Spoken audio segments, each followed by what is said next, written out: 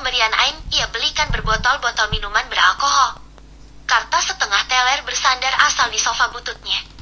Ponsel Karta berdering, dan dengan mata yang setengah teler, ia menerima panggilan. "Halo," ucap Karta. "Anakmu bikin ulah." Semprot Aim dari seberang telepon. Karta membeliak. "Kenapa dengannya? Siapa yang melindungi anakmu? Anak buahku habis dihajar pelindung anakmu. Kembalikan uangku." Keluh Aim. "Pelindung Lani? Siapa? Dia gadis bodoh yang ceroboh. Mana ada yang mau membuang-buang waktu melindungi dia?" Sahut Karta heran. "Masa bodoh siapa mereka? Aku mau kau kembalikan uangku." Ancam Aim lagi. "Ah, separuh uangmu sudah kubelikan minuman dan berjudi. Masih ada sisanya. Kau mau sisanya?" Kekeh Karta terdengar menyebalkan di telinga Aim. "Aku tak mau tahu. Kalau kau tak bisa mengembalikan Lani ke tempatku, aku mau uangku kembali." Klik. Panggilan terputus sepihak. Ah, kurang ajar memang anak itu. Kapan dia bisa membalas budi orang tua? Bisanya hanya menyusahkan. Gerutu Karta seraya menekan nomor ponsel Lani. Lani merasakan getaran di saku bajunya. Tanda orang menghubungi ponselnya. Saat ini, Lani sedang menemani Sean menikmati udara pagi menjelang siang di gazebo Taman Mansion Sean. "Angkatlah dulu. Suara getaran ponselmu menggangguku." Ketus Sean. "Iya, Tuan." Lani mengangguk lalu menjauh dari Sean, bersembunyi ke balik rimbunan pohon. "Halo," sapa Lani. "Di mana kamu?" bentak Karta tanpa basa-basi. "Di tempat kerja," jawab Lani. "Siapa yang sudah menghajar anak buah Aim?" "Siapa Aim?" tanya Lani. "Perempuan yang akan membuatmu punya banyak uang kemarin," sentak Karta.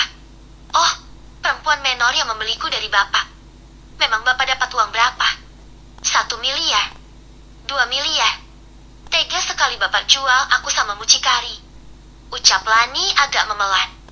Lani tak tahu jika Sean memutar kursi roda mendekat ke tempat persembunyian Lani menerima telepon dari Karta.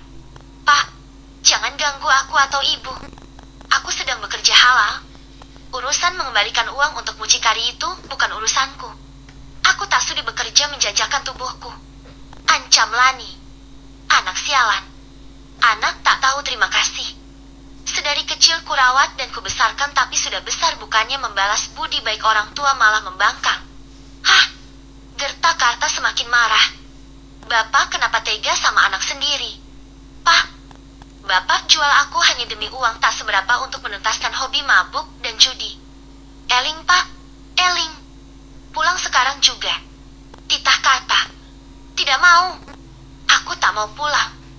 Aku bertahan di rumah karena ibu. Sekarang ibu sudah aman. Untuk apa aku pulang ke rumah? Anak sial." Klik. Lani mengakhiri panggilan dan mematikan data seluler, bahkan menggantinya dengan mode pesawat untuk meniadakan jaringan. Karta tak akan berhenti meneleponnya. Lani berbalik hendak kembali menghampiri Sean, tapi ia terkejut karena Sean berada di belakangnya. "Tuan bagaimana bisa kemari?" tanya Lani sedikit gugup. "Kau menelepon lama sekali. Bersembunyi tapi suaramu sangat kencang." "Aku mengikuti sumber suara," ucap Sean lagi-lagi berbohong. "Tuan mendengar percakapan saya?" Sean menggeleng. Lani bernapas lega. "Tuan, aku belum berterima kasih karena ibu saya sudah mendapat perawatan yang sangat baik di rumah sakit. Saya lega karena tidak harus pulang ke rumah." "Kalau tidak pulang ke rumah, kamu mau pulang kemana?" tanya Sean. "Ke rumah sakit," jawab Lani lugu. "Siapa yang memberimu izin pulang ke rumah sakit?" "Tapi ibu saya ada di rumah sakit. Tanpa diurus olehmu. Ibumu sudah kusewakan beberapa orang perawat untuk mengurus segala keperluannya di sana. Kamu tidak perlu pulang tiap malam ke rumah sakit. Cukup sesekali mengunjunginya. Menginap sesekali, bukan tiap malam. Kau hanya harus mengurusku di sini. Aku sudah membayarmu. Siang malam kau harus mengurusku." Lani terkesima. Harus senang atau bersedih. Ibunya mendapat perawatan terbaik, tapi dia tak bisa setiap hari ada di sisinya. "Kenapa diam? Kau bimbang? Memilih tiap hari bersama ibumu di rumahmu lagi?" tantang Sean. "Oh, tidak, Tuan. Aku siap bekerja siang malam di sini."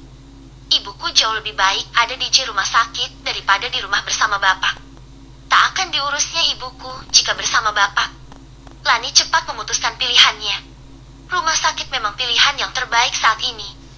Oke, bagus. Tuan, terima kasih sudah menyelamatkan saya dari mucikari yang menculik saya kemarin. Ucap Lani menunduk hormat seolah Sean sedang benar-benar menatapnya. Sean sungguh menyukai sikap Lani. Lani tetap sopan meski Lani berpikir dirinya tak bisa melihatnya. Tapi kesantunan Lani tidak Sean temukan di perawat-perawat sebelumnya. Mereka berani menatap mata, bahkan tak ada gesture tubuh kesopanan. Lani berbeda. Lani tak berani menatap matanya, ia lebih sering menunduk dan membungkuk hormat. Aku membutuhkan tenagamu untuk merawatku, jadi apapun yang menghalangimu untuk sampai ke rumah ini akan aku singkirkan, ucap Sean tegas. Lani merasa sangat bersyukur punya majikan ketus tapi ternyata sangat baik padanya. Padahal ia baru kerja sehari, tapi uang yang dikeluarkan Sean untuknya tak pernah Lani bayangkan sebelumnya. Saya berjanji akan merawat Tuan dengan baik. Tuan sudah sangat baik pada saya dan ibu. Lani mengusap sudut matanya. Ia menangis sambil menunduk. Sean Gunn melihat seorang perempuan menangis. Hatinya tak kuat. Ia selalu teringat maminya yang telah tiada. Jangan menangis di depanku, sentak Sean. Lani segera berdiri tegak lalu kembali mendorong kursi roda Sean mengelilingi taman. Jam berapa sekarang? Tanya Sean. Jam 10 pagi. Tuan, kenapa tak ada hangat matahari? Tiba-tiba saja mendung, sahut Lani. Wajah Sean meredup. Ia benci hujan. Tiara mamanya pergi meninggalkannya saat hujan deras membasahi bumi. Bawa aku masuk rumah, titah Sean. Lani menurut. Kau masih pakai gelang yang kuberikan? Iya, masih Tuan. Jangan pernah kau lepas. Lani melirik gelang emas permata yang menghias pergelangan tangannya. Ia tersenyum senang meski heran dengan pemberian Sean yang dirasa terlalu berlebihan. Gelang ini awalnya pasti bukan untuk saya. Sok tahu, sahut Sean. Masa iya Tuan mempersiapkan gelang semahal ini untuk seorang perawat baru? Sean diam. Gelang itu memang untuk Sharon, gadis yang sebetulnya dia suka. Tapi pemandangan tadi pagi sungguh mengejutkannya. Sharon bermain api terang-terangan di depannya. Pasti untuk Nona Sharon, cicit Lani. Sean tetap diam. Ia tak mungkin menunjukkan kekecewaan dan kemarahannya pada Sharon di depan Lani. Sean tetap berpura-pura tak tahu apa-apa tentang pengkhianatan Sharon. Sudah, jangan suka sok tahu. Antarkan aku ke kamar. Aku mau tidur siang sebentar. Jam 12:30 kau harus bangunkan aku. Jadwal makan siangku tak boleh telat. Baik, Tuan. Di kamar, Lani membantu Sean menuju tempat tidurnya yang empuk dan besar. Menyalakan musik klasik dengan suara pelan. Panggilkan Susana, titah Sean. Lani keluar kamar memanggil Susana di ruangan kerjanya. Susana terbelalak melihat gelang yang ia beli kemarin atas titah Sean. Gelang mahal itu untuk perawat baru ini, bukannya untuk Nona Sharon. Demi apa Tuan Sean begitu baik pada anak baru ini? Susana membatin bingung. Tapi ia bergegas menuju kamar Sean. Sus, kau temui mucikari pemilik buk karaoke yang membeli Lanita kemarin. Bereskan uang yang ia berikan untuk ayahnya Lani. Aku tak mau perawatku diusik orang-orang tak berguna macam ayahnya dan mucikari sinting itu, titah Sean tegas. Susana mengangguk hormat tapi kepalanya sungguh pening.